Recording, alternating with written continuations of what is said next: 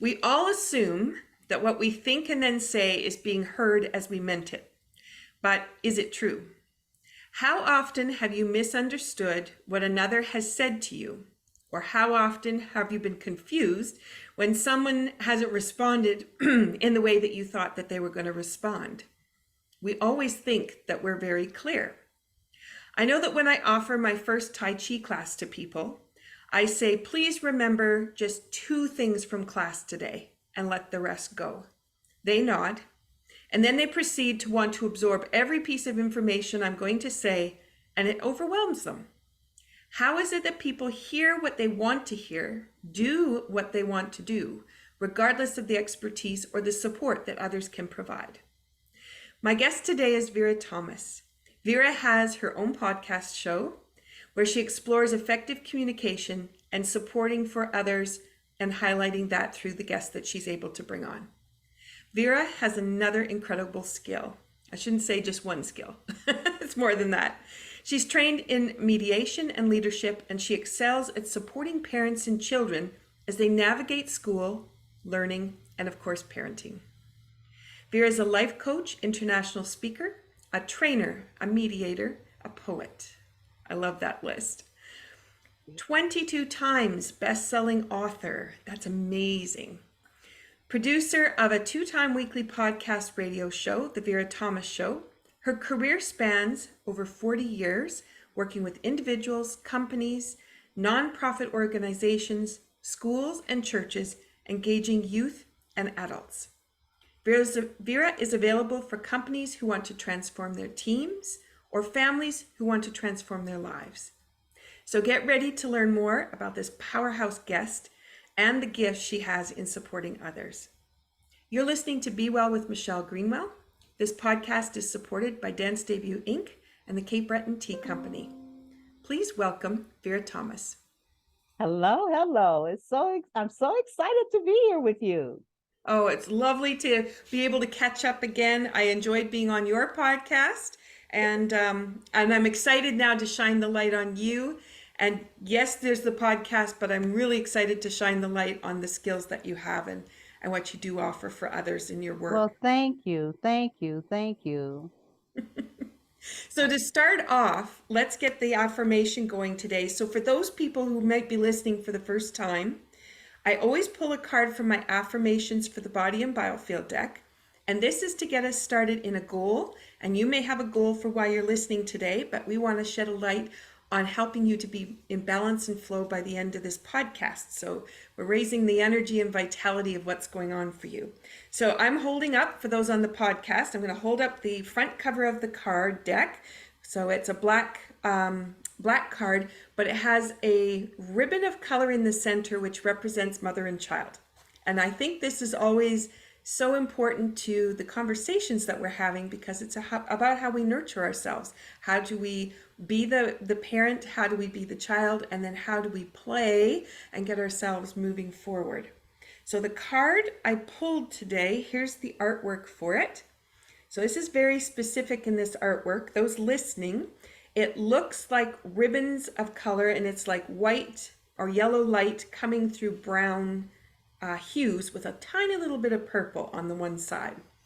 And this is part of the fascia spine flow. So how the energy comes off of the spine, off the vertebra, and it travels through the fascia, which is all fluid, and travels out to the organ systems and out to the muscles and tissue. And I pulled the one for the root chakra, the note of C. We are one. Abundance flows through the magnitude of community, grounded in worldliness, and surrounded by loving support. I believe that is everything that's going to come around in this conversation today. And for those people listening, that root chakra, the note of C, what we're going to be doing is we're going to be balance and flow to support you as abundance flows through the magnitude of community, your ability to be grounded and surrounded and be supported by loving enrichment. That is beautiful. Can I ask you a question? Now, did you design those cards yourself? Yes. So the artwork comes from Tanya Levy, a colleague of mine. And then in the affirmations and what's embedded within the artwork, That's the work that the two of us put together. So, They are beautiful. I mean, absolutely beautiful. well, And I and know then you, I know you're interviewing me, but I had to ask that question. that's okay. The other piece that's really interesting is for those people that can see the image, it is a photograph of nature, but then she runs it through special filters and it creates these amazing images. But the particular ones for the fascia spine flow show kind of like what it looks like for the fascia to be flowing out to the tissue. And I'm just fascinated by how we can make that happen in a visual form. So That's awesome. Can I ask another you question? can, yeah. Do you use AI at all with what you're producing? No, this is Okay, all ours. Yeah, that's beautiful. yeah. Absolutely beautiful. Okay. So thank you for asking that question. It's nice to shed a little bit of light on the card deck. So let's go to the second part of transformation today, and that is what we're drinking. So I always like to highlight what people choose to drink. You take that moment to sit back, relax, listen to the podcast. We want you to be engaged and energizing. And so, Vera, what have you packed today? I'm drinking coffee. I That's my thing. I love tea during in the evenings, late Yep. afternoons, but in the mornings, coffee is my drink. And you just held up the mug. What mug did you put it in today? It has my name on it. It Awesome. says it's a Vera thing. And so that's what it is. It's a Vera thing. I love that. I love that because lots of times we try to find the right phrases and we pick up mugs and cups and things, but nobody ever, acknowledges the gifts or the skills or the brilliance that comes from the personalities that we are, right? Yes. Yeah. Yes. And on the other side, it's on one side it says it's a Vera thing. On the other side, it says relax. Vera is here. Oh, I love it. I love it. Okay, so for those people listening, think about what mug you might have chose today and then how you might be able to bring in your gifts and expertise. I love that. Okay, so I have in here, you and I were chatting just before the show. So I had put it in a clear glass. So for those people listening, I have a golden orange yellow blend. This is the Mission for Change Community Tea. And this one is like drinking sunshine. That's the way I describe it because that color is so beautiful. So I've started actually moving from my dark mugs where I can't see the color to finding ones where they're white or clear, and so that I can actually enjoy the color that gets enhanced by them. I love that color. It's an amber type color. It's Yeah, beautiful. yeah. And then people, you're right with the amber, people don't think about what color they're putting inside and then how that color is going to light them up, which is really valuable too. So the tea, I just wanted to share a little bit on a couple. It's got about 15 different herbs in it, but I wanted to highlight a couple today. So in a previous podcast, I highlighted strawberry and peppermint and how they work together. But I wanted to talk about lemon balm and chamomile for this one. So the lemon balm supports graciousness with the peppermint and the idea that life is beautiful wherever you look. Isn't that great? So That's that's beautiful. that's lemon balm.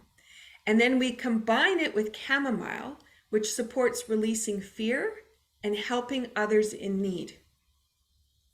Isn't that I great? So love you're it. I talking about love it. graciousness, let go of your fear and put yourself out there to help someone else. And the whole point of this tea has been an outreach for a family in Malawi that my sister has been supporting and trying to capture what they need, how she could best help, and the kinds of resources she can help them with. Sometimes it's just education. But the Moyo family has 16 family members, most of which are children, and they're trying to raise the food, and they don't have any shelter because that went in a typhoon 2 years ago. So trying to rebuild what they can where they are. And so this tea, anybody who purchases tea, the money goes right back to the Moyo family. That is beautiful. Now, so where are they living right now? They live on their land, and they have like a little tiny tent. Now there's 16 of them, and yeah, so they lost everything in that. It was horrendous floods that went through there, and then they have drought, and then they have rains, and yeah. Oh, So wow. to rebuild, they need to rebuild with cement bricks this time instead of mud bricks, but that requires Money. money, ingenuity, and they only need two tiny little rooms. That's all they're looking for. Yeah, which For is amazing 16 people? for 16 people. When you Oh think my about God. what we would want with 16 people, it'd be a mansion because we want to have Yes, enough space for us not to be in each other's face, absolutely. right? But they're just looking for shelter. Absolutely. Yeah, Wow. I live in a one-bedroom apartment and it's not big enough. yeah, right.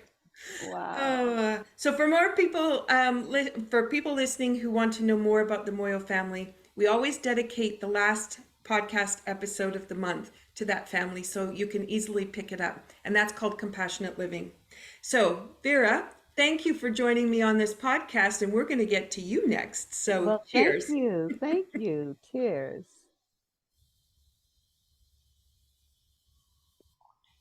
Oh, I talked about this tea all weekend, but I just really love sipping.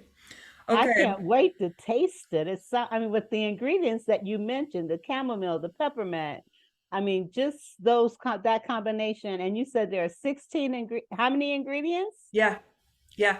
There's about 15, 16 ingredients altogether. Yeah, Wow. That's amazing. I yeah. can't wait to get some of your teas. All right. So Vera, let's start with I know you've devoted your life to helping others and helping others succeed and be effective in what they're doing. Do you want to share with the listeners how you got into this type of work and where it's led you? Okay, well, I grew up with no confidence, no self-esteem. I was bullied and ridiculed and made fun of, told things like you're stupid, you're dumb, you're fat, you're ugly, you're nothing, you'll never be anything. And so, not having any confidence, I was really shy because when you're told those kinds of things, and I experienced mental, emotional, and physical abuse, that shyness resulted because I was afraid to say anything for fear of how what the result would be. And I remember reading a book when I was about a teenager. I read a book called The Magic of Believing, and that book changed my life. In that book, there were tips and tools and things that I could do to help build my confidence. One of which was affirmations. And I would fall asleep at night saying, I'm confident, I'm confident, I'm confident. I would literally fall asleep at night saying that. There was also a quote in that book by Eleanor Roosevelt, which says, no one can make you feel inferior without your permission. When I recognized that, then I also recognized that it didn't matter what other people said about me. It didn't matter how other people felt about me. All that mattered is how I felt about myself. And so, because I don't want any child to ever feel like I felt, I began to develop programs for kids. And I have 4 programs that's been in the school systems. One is an anti-bullying program, a self-esteem program. And because I am a writer and a poet, I've developed a writing program for kids to be able to express either through short stories, songs, raps, or poems. And I also have an all-school assembly called I Believe in Me. Now, during the course of these programs that I was doing in the schools, I was also doing my master's in organizational management. So I was going into companies and doing team building, communications, conflict resolution, and all of those kinds of things as well. What I realized, both in the workplace and with working with kids, parents have a lot of their own unresolved issues and their own baggage that they're bringing into parenting that's impacting on their children. And so I developed a program for parents called Instilling Greatness in Myself and My Children. And all of this stems from my own personal experience, having also been a battered wife, raising my son as a single mom from the time he was 6 months old, recognizing, and do you know, Michelle, with gaining all that confidence, all that self-esteem, and all of that, when I got married and wound up being in an abusive, mentally, physically, emotionally abusive relationship, all that confidence, all that self-esteem, all that stuff that I had worked so hard to acquire, I lost it all. Lost it all. Because how can you maintain positivity when you got people, you're in a relationship where you're being criticized, physically attacked, and those kinds of things. And so I left my husband when he attacked me in front of my son when my son was 3 months old. I knew then I was not going to raise a child in that kind of environment. But the kicker is I not only had to rebuild myself and recreate the version of the person I wanted to be, I had a child. So it was necessary for me to also instill greatness, which is the name of my programs, instill greatness into my son as well. And so the tools and the things that I've used to help build his confidence and mine are the things that I use in my programs. And I can honestly say my son is one of the most positive people you will ever meet. And there are times when I'm feeling down when he'll say, Mom, and remind me, and so that's why I do what I do, and the work experiences that I've had on jobs is one of the reasons that I also have worked in companies. But right now, my purpose and my passion is to work with parents and their children, individually and collectively. Beautiful. Oh my gosh.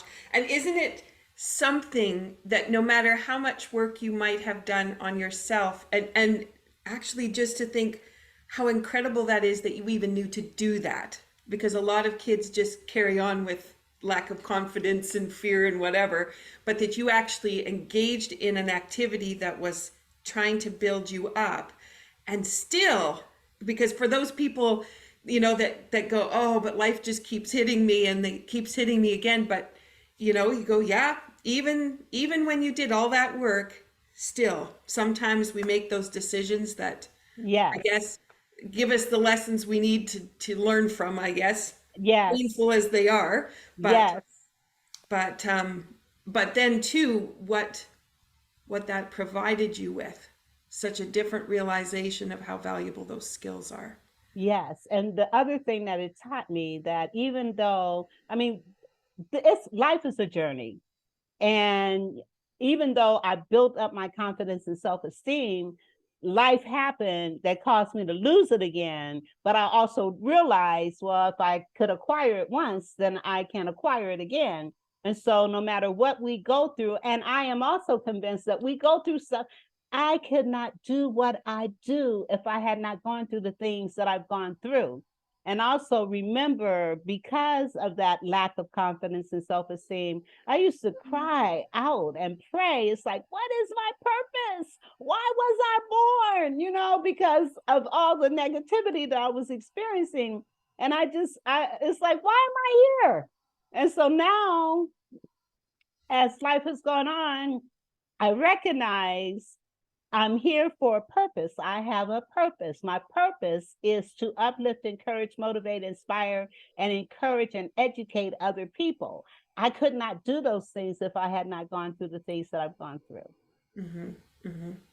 And that trial and tribulation piece that we experience as we go through to find those right skills, how much you can advance, how much you get pushed back, how much you advance again, how much you get pushed back. Then you understand the stages and the unrolling that happens for other people as they find their way and find their footing, and notice which are the tools that are going to work for them. Yeah. Absolutely. Yeah. Absolutely. My goodness. I'm curious, what does your son do? My son, he's in sales. And he's also a musician, and he produces other people. In fact, my grandchildren, two of my grandchildren and my son are the producers of my theme song for my show.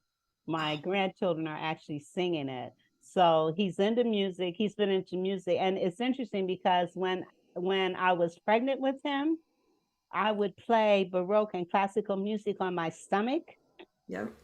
and which caused him to advance rather early. I mean, he was walking at 7 months, and he was talking before he was 2 years old, and he hasn't stopped.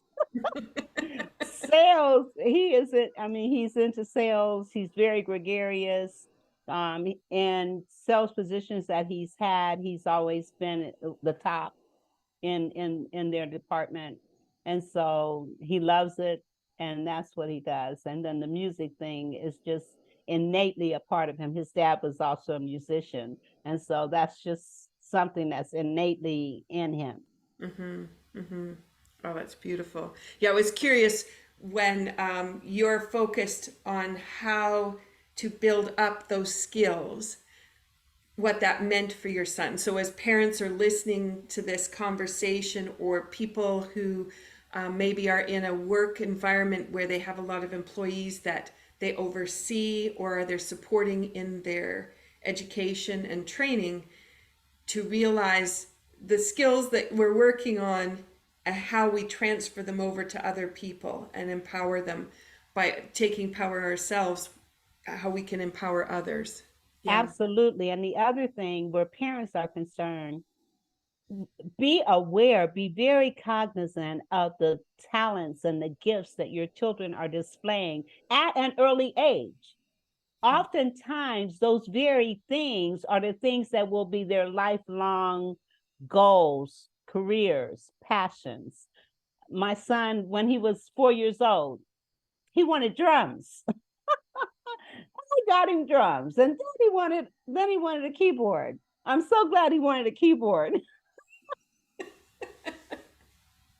But like, just whatever, when children express certain things. I remember being with a family, and this little boy was talking about how he wants to be a chef, and he loves to cook. And I asked his mother, well, is he cooking in the kitchen with you? And she said no. I said, well, you need to have him do that, because if he's saying that he wants to be a chef, then what better training than to be with his mom in the kitchen helping her cook. Mm-hmm. My son that's the other thing. He's a great cook. He started cooking when he was 9 years old with me. He's an excellent cook, and he loves to cook. Mm-hmm. Mm-hmm. I was laughing thinking about my own son, because I did put him on the keyboard first, and when he was 4, the piano teacher, she was a business colleague, and she said, "Please do not bring him back." She said he needs a drum. He needs to do something other than piano. And he hated reading the music. But what was interesting, we didn't get a drum kit. What he got was tap shoes. Oh, okay. Because I was a dance teacher. So he got tap shoes. And so, but the thing about him is he's rhythmically inclined. So he's taken that desire for the beat of the music, and he understands time signatures and phrasing and nuances of music that I just never had. But he had that opportunity to be able to weave himself through those lessons in the way that he wanted to. He was not going to Right. read the music, but he certainly could find it and feel it. So it's interesting. So as we're mentioning to parents, pay attention to those pieces, because lots of parents will have an idea where they want to send their kids, Yes, but that's not always where they want to be. exactly. Yeah. And that is, and when you think about it, I was a non-traditional college student. So all of the other students were young. And I remember asking them, what made you decide on your discipline? I cannot tell you how many times I would hear things like, well, everybody in my family has always done this, or this is what my parents thought I should do, or I don't know. When you consider 85% of people who graduate from college, they never work in the field that they graduated from. And it's because in most cases, they're making decisions based on what other people are telling them, rather than looking at their own values, interests, skills, and personality types to determine the best course for them. And that's why I think it's so important. Our kids are not here to fulfill what it is that we want to be. Mm-hmm. Our kids are here to go their own path. And it is our job to help nurture that, build that, and enforce that by being observant in looking at their areas of strengths, their areas of what do they gravitate towards, and then it's our job to help move them in those areas. How many times have you heard little kids say what they want to be, and then they grow up to be that thing because they had it we were designed with purpose. You know, we were born with purpose. And oftentimes that purpose is identified very early on. And it's up to our parents to help nurture that, as I said before. Mm-hmm. Mm-hmm. Absolutely. I was just in a conversation on the weekend of someone whose parents put them into a private school, academic. They had the path set out, and she just wanted to do arts. And she ended up at the end of grade 10 having the principal pull the parents in and say, "This child does not belong here. She needs to go somewhere else." And they put her into art school, and then she just took off. Blossom. Yes. Yeah, yeah. Yes. And, you know, our school, in my opinion, our schools are failing. And they're failing because they're not designed to focus on the innate abilities of our kids. Everything is so linear versus not being linear. Mm-hmm. And as a result, kids are failing, schools are failing, and teachers are frustrated. Mm-hmm. And so, you know, we really need to look at God-given talents and abilities and move in those directions. Mm-hmm. Mm-hmm. Yeah. Okay. So I'm thinking about a couple transformation stories you might have. So in the workshops that you do for parents, do you want to share some of the things that you've seen? Yes. I've worked with parents that they were pretty much at their wits' end because they couldn't understand why their children were behaving in such ways. And an example, well, before I even share that, I remember when my son was 2 years old and I just knew this little boy had a problem. I just knew something was wrong with him. And I took him to a counselor. And at the time, I was really stressed. I was going through a lot of stuff.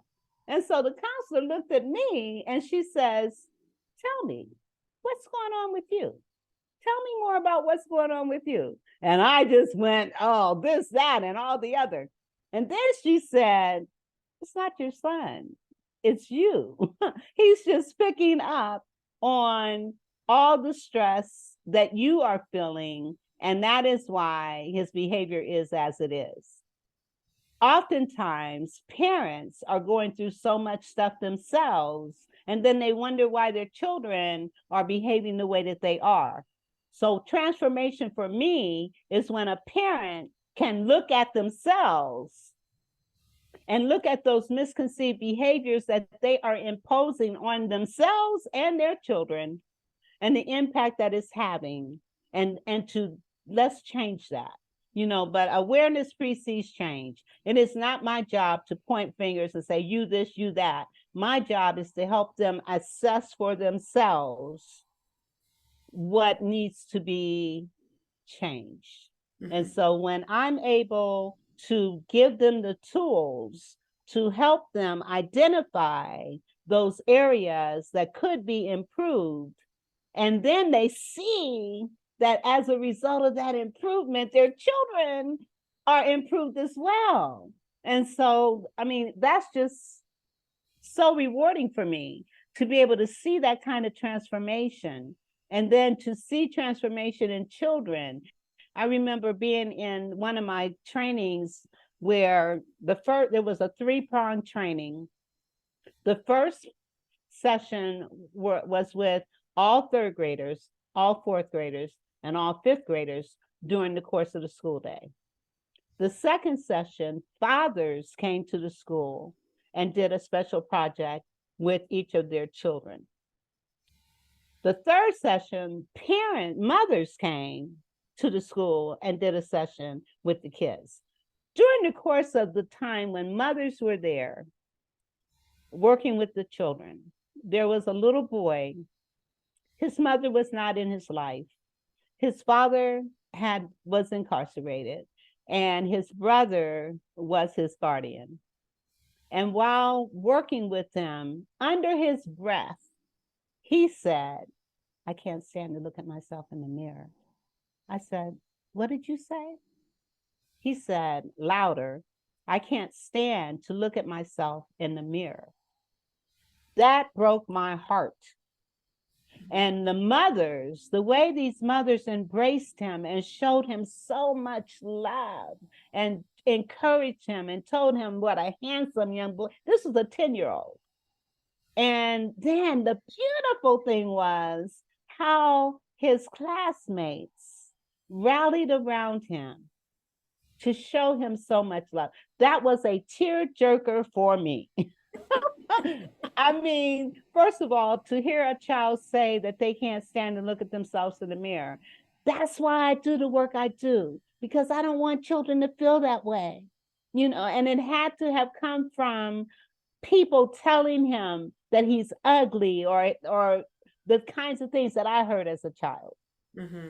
And so seeing transformation, and one of the things, like when I work with kids, the first day I have them come up to because I'm teaching confidence, right? So I'm trying to help them build confidence right off the bat. So they come up to the front of the class, they share what they like about themselves, and then they share an area that they feel they need to work on. I cannot tell you how many kids say, "I need to work on my anger issues." Oh, interesting. Yes, but we got angry parents. We've got an angry society, so kids are picking up on all that anger and angst that's out there. And so being able to look at, well, why am I angry? What's causing me to feel that kind of anger and angst within myself? What's going on in my environment that's making me feel that way? Why are my parents appearing to be so angry?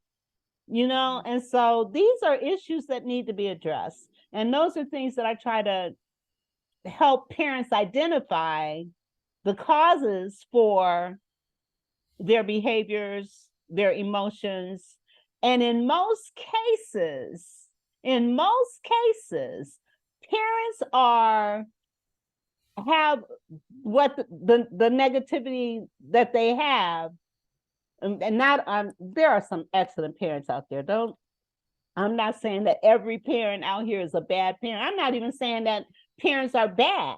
It's not about being bad. It's about being aware, and it's about having knowledge, and it's about having an understanding of who I am and what impact am I having on my child. In most cases, those attitudes and behaviors that parents are bringing into parenting is a result of how they were raised themselves. Mm-hmm. Mm-hmm. Mm-hmm. I have a thought, and then it'll be a question for you. Okay. I'm thinking about parents who read self-help books for parenting versus taking an in-person workshop.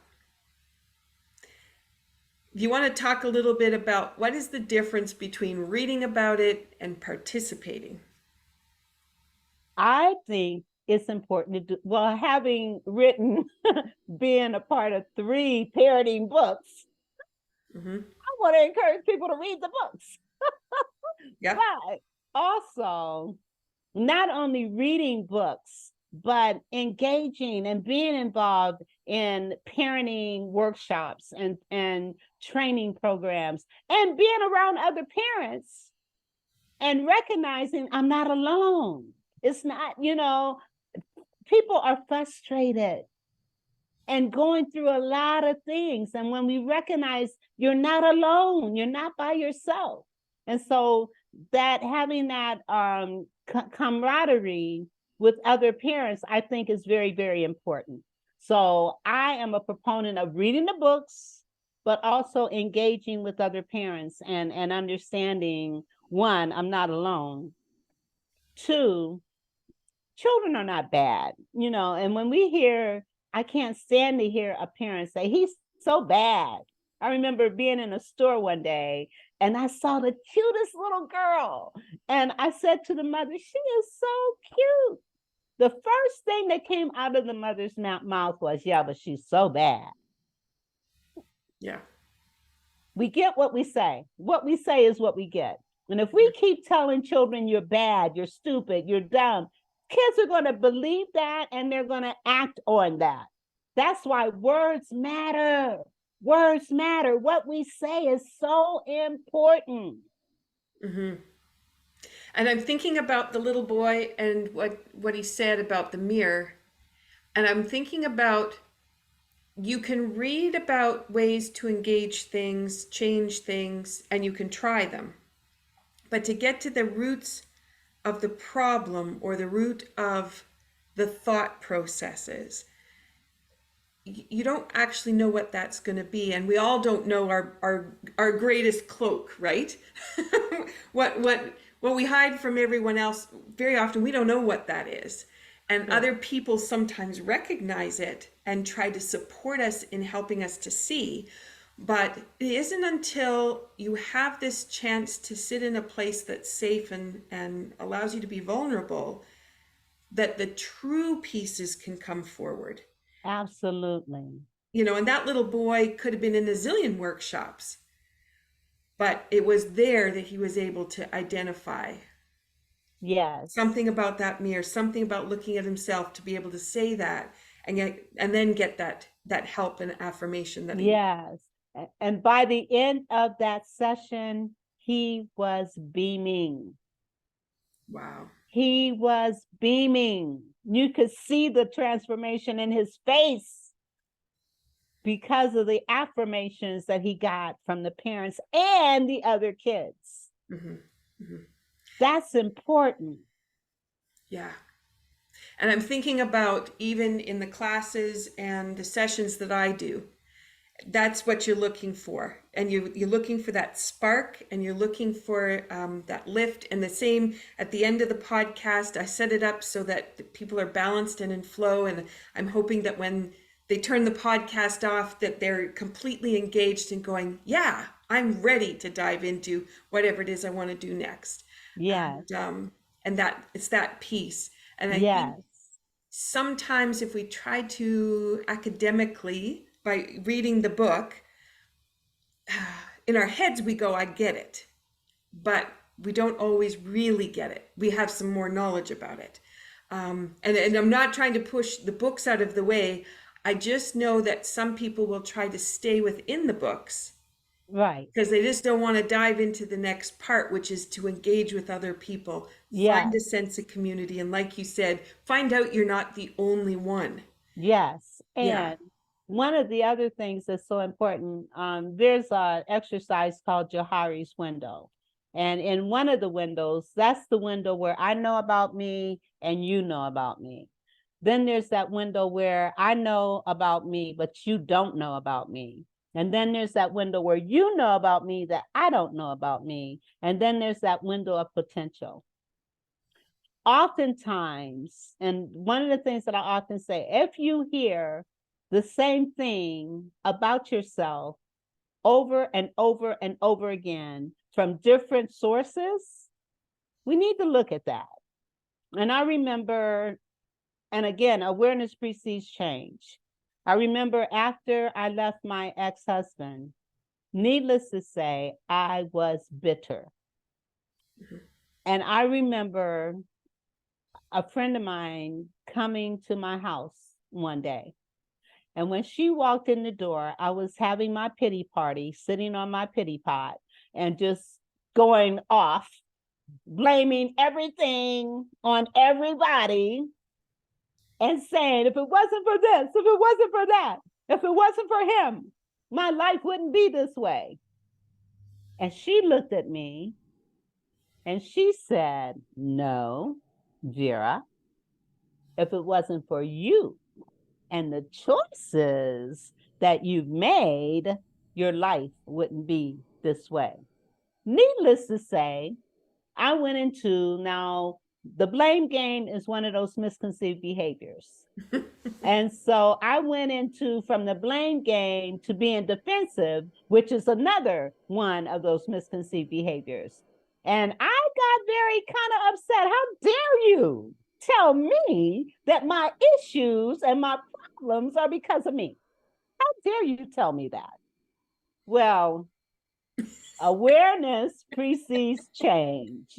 When we know better, we do better. And I had to think about it. And she was right. Had I not married that guy, I would not have experienced what I experienced. But on the other hand, if I had not married him, I wouldn't have my son. Okay. So I have to look at it from that perspective as well. And I did learn from the experience. And I did learn what I don't want in my future.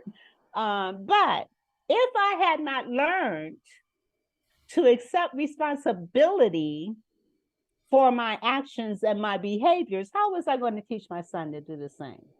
Mm-hmm. And so I'm saying that to say to parents, sometimes it's a hard pill to swallow when we recognize that there are things within us that's impacting not only our lives, but the lives of those around us.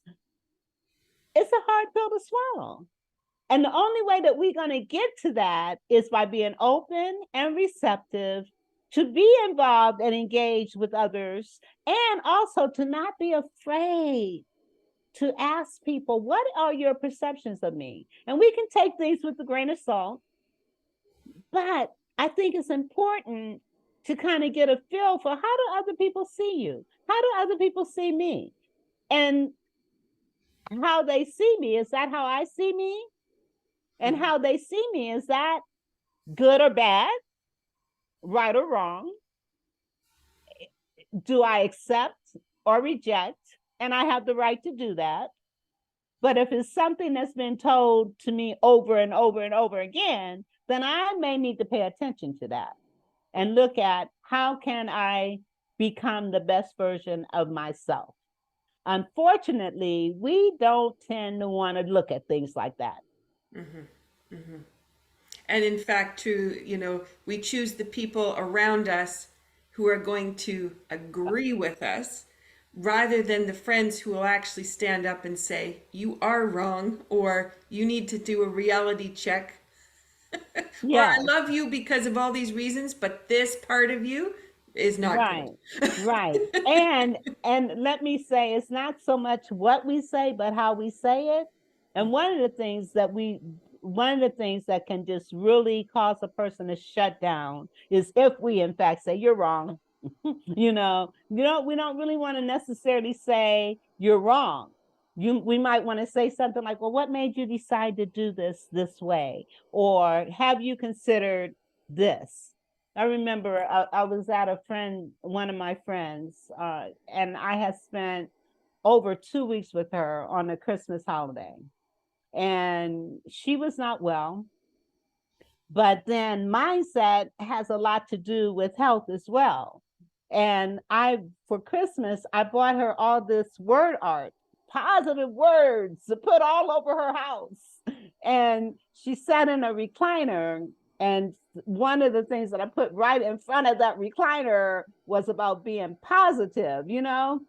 And a lot of times, and what we don't recognize is when we constantly refer to things that have happened in our past, things that we have no control over, things that are over and done, and we keep referring back to them, things that happened a year ago, 5 years ago, 10 years ago.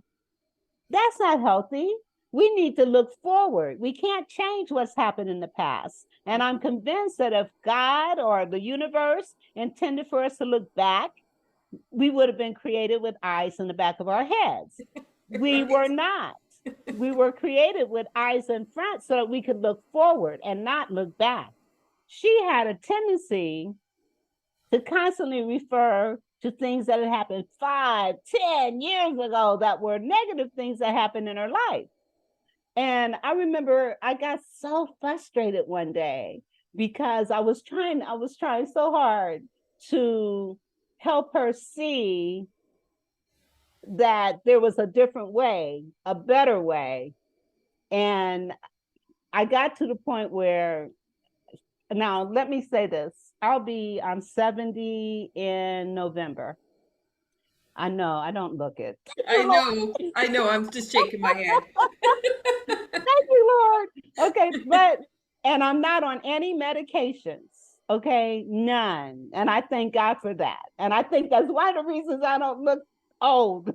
But anyway, she was on a lot of medications, and I finally, and I know I probably shouldn't have done this, but I was really so frustrated because I kept trying to pour into her, and the more I was pouring into her, she was pouring out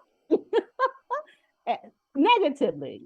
Exactly. And finally I said to her very sternly, look, I know what I'm talking about. I'm not sick. You are. You need to listen to me. Well, that didn't go over very well, needless to say. Okay, it did not. But then about a week later, because she was upset with me, but a week later, she did come back and she's like, Vera, I hear what you're saying, and I'm sorry I got upset with you. But I mean, we don't realize our health, our attitudes, and our health correlate. Mm-hmm. And our mindset and our health correlate. The foods we eat and our health correlate. All that stuff is so important. Mm-hmm. And so our diets, what we feed into our minds, what we pour out of our mouths, all of those things impact our lives. I could go on. Because that is just something that I want people to recognize. And then what are we pouring into our kids? What are we pouring into ourselves? What are we saying? What are we thinking? What are we reading? What are we listening to? All right, I'm done. But it's so true. And when you've got a system that is in overdrive, which with people being stressed, maybe dehydrated, certain systems will be in stress, and those are the emotions that come up. And we don't realize that anger outburst is because we've got too much toxins sitting in the system and it can't get out. Yeah. And if we started to think about our emotions as flags for us instead of something you need to control, or that mind piece that you're going to get a handle on it, because that's a lot of work. But to actually start to go, that is a cue from my body. I'm either in not the right direction, or I need to make a change, like you said, movement, food, attitude. But even attitude, not so much that you need to control it, but to really look at it and go, why am I angry? And it doesn't make any sense. So if it doesn't make sense, then I need to start looking at something else I'm doing that's bringing that anger through, because my system is telling me it's challenged. Absolutely. And anger, when we harbor all that stuff, anger, guilt, unforgiveness, when we harbor all those things within us, we cannot help but be sick, because you can't, when you're constantly holding all that stuff inside of you, it's going to affect your body. It's going to affect your organs. It's going to affect everything, and so unforgiveness is another thing, that parents need to recognize is so important. Forgiving those who may have hurt us, forgiving those who may have wronged us, forgiving ourselves for how we may treat ourselves or how we may even treat other people. Having that sense of forgiveness is so important. It's like a weight, it's like a weight when you're unforgiving, when you're harboring all that negativity, it is a weight that really weighs you down. Yeah. Yeah. So, for those people listening, you can see the passion and you can hear it, what Vera can do. And that's why I love chatting with you, Vera, because I just, your knowledge, your expertise, your background, what you're able to do, it just so powerful. And I wanted to bring that forward, in that I know that you've written the books, you've got the pieces there, you've got the step by step for people to be able to take a look at it all.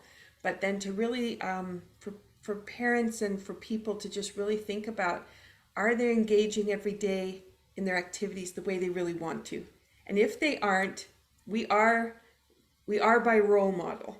So if our role models haven't been there for us to show us the way we would like to be, then to search out those people who can show you how to engage and how to model what it is we're really looking for. Absolutely. And one of the things I want to challenge parents to do, I want you to write out 10 things that you value and appreciate about each one of your children, whether they're grown or not.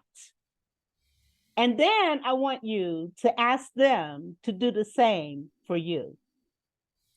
That is a powerful exercise. Oftentimes, parents don't realize how their children, whether they're young, middle age, middle school, high school, or even grown, how they see us as parents. And a lot of times our kids don't recognize the positive things that we see in them. Now, I did not coin that exercise. I happened to see a movie, it's called Otherhood, with Angela Bassett and 2 other female actresses. Their sons had grown up together, and all 3 of them had moved to New York and were living their lives. And the mothers decided that they were going to take a road trip to go visit their sons. During the course of that, now, of course, these sons are now grown. They've graduated from college. They've got their jobs and they're living their lives. And now their moms are showing up, right, wanting to spend time with them.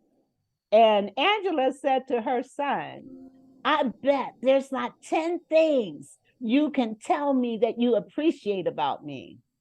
And as I listened, I thought, oh, that's a good idea. And so immediately after the movie, I called my son. It was like, Miles, I want you to write down 10 things that you value and appreciate about me. And I'm going to do the same for you. That was the other end of it. Okay. She just did the one piece. Okay. I said, and I'm going to do the same for you. And I'm telling you I had no idea my son saw me the way that he did. And as a result, it made me cry. But I also, by being able to share the same with him, he saw how much I valued and appreciated him as well. So I'm not asking the audience to do anything that I haven't done myself. And I'm telling you, the end result is so powerful.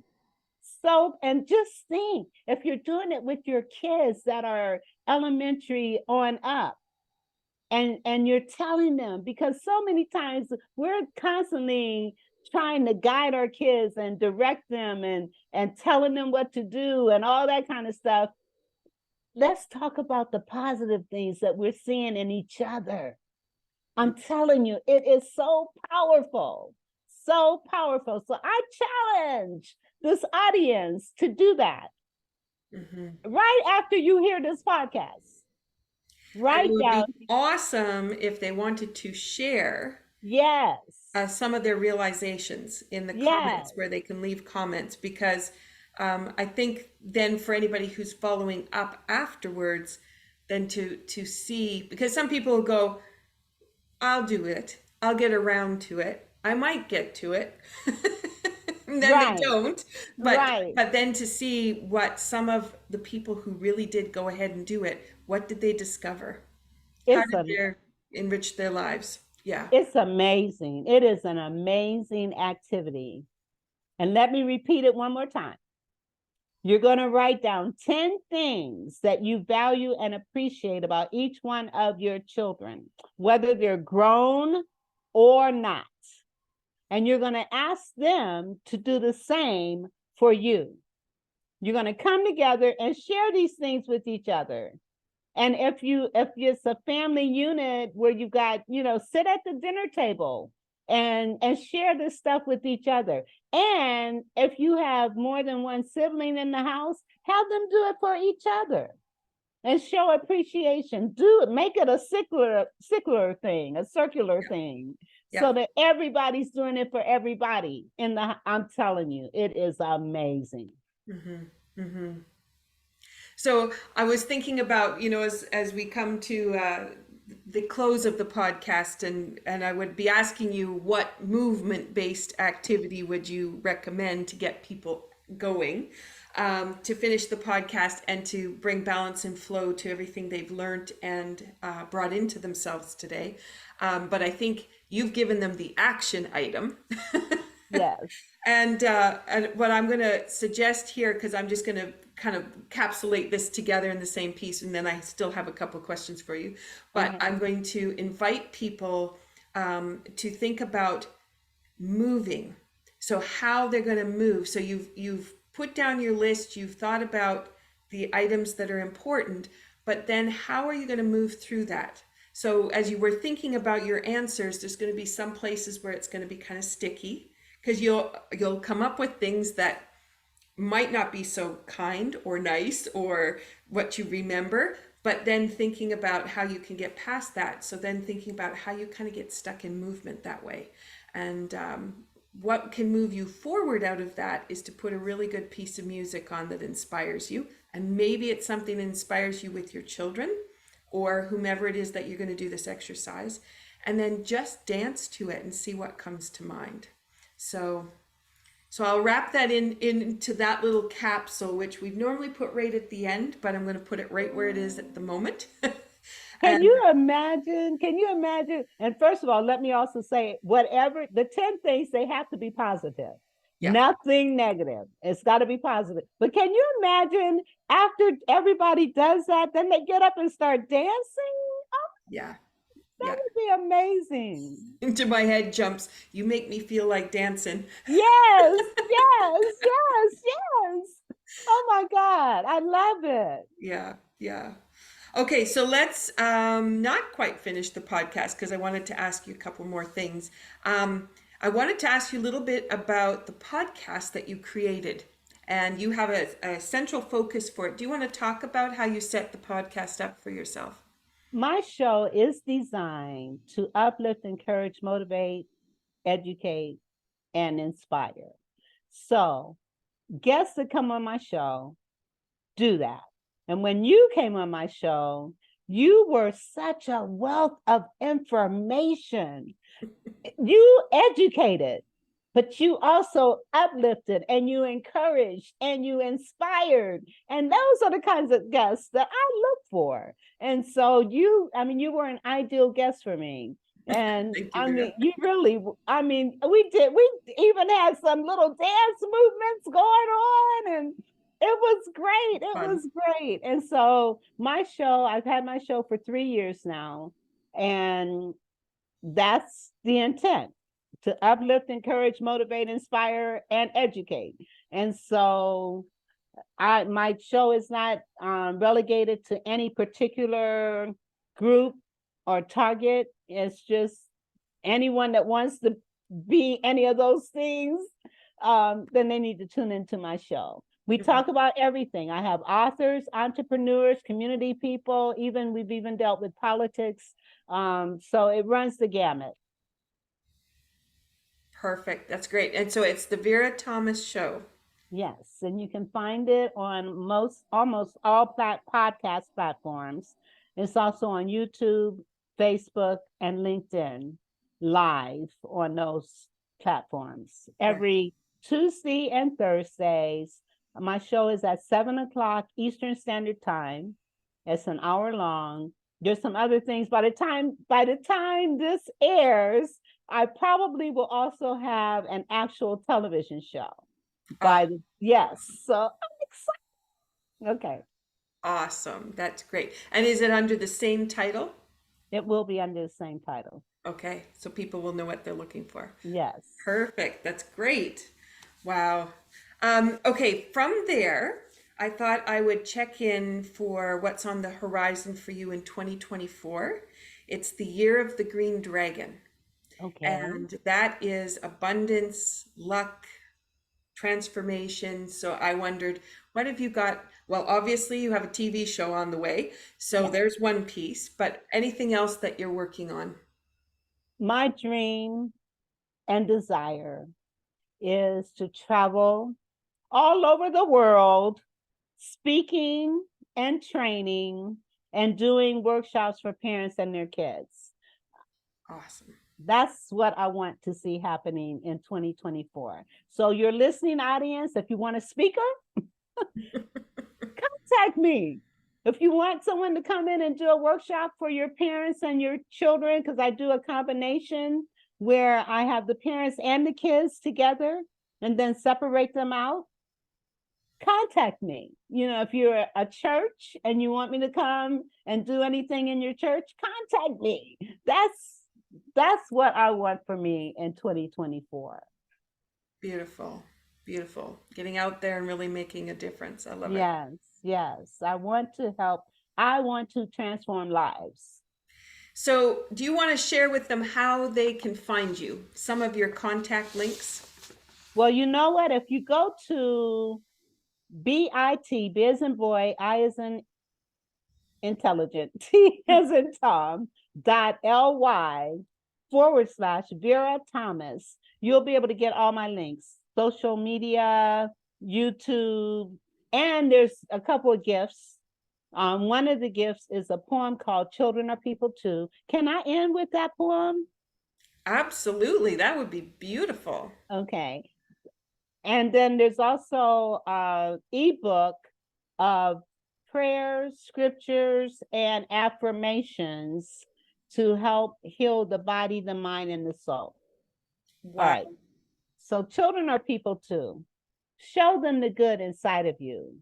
Give them praise for tasks they do. See their light shine bright through the light which comes from inside of you.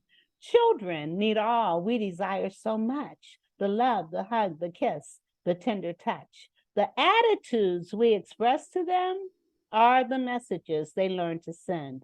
From examples like you and me, our children grow to be what they see. Do you show hatred, indifference, or love? Do you yell and scream no matter what in spite of? Have you shared kind words with your child today? Have you truly listened to what they had to say? Or do you just ignore and continue on your way, hoping they get the message and go somewhere and play? Children are an extension of all that we are, and the most valued God given gift by far. There are so many things they must grow to understand. We must guide and lead them with loving, outstretched hands. Teach and treat children as people too. See their light shine bright through the light which comes from inside of you. Wow. That is beautiful. Thank you. Thank you. Well, they can download it on my link, okay? That's perfect. So, two free gifts in there, and also some amazing ways to find out more about the books you've written Yes. and the programs that you have and what's coming up with your TV show, as well as the podcast that you release not once but twice a week, which is just Yes. such an amazing feat in itself. Yeah, Thank you. yeah. Vera, thank you so much for this incredible weaving of conversation, and you've shared a lot of great tools. I hope that the listeners are going to go and do that exercise, be brave and courageous to face it, because I know it can be a little daunting, but to go and do it and see what the rewards are that come from it. Absolutely. Absolutely. See how your children affirm you. Yeah. See how you affirm your kids, whether they're adults or not. Thank you so much, Vera. Thank you. Thank you. Thank you. I'm honored to have been here. Thank you so much. Season 3, we're devoted to the transformational process that happens when people reach out to their authentic selves and create magic. And our season has several publications each month. So I did talk about the start of the month, I try to share some of the tools that I'm working on or the latest projects. And at the end of the month, we try to shine a light on compassionate living. And my sister Charlene Waynes talks about what it's like to converse with the family, the Moyle family in Malawi, and how all of us are able to help and support. So with that, I thank you for being here. This is Be Well with Michelle Greenwell. I wish you the courage to face your transformations and the well-being for those around you. Have a great day. Thank you. Bye-bye.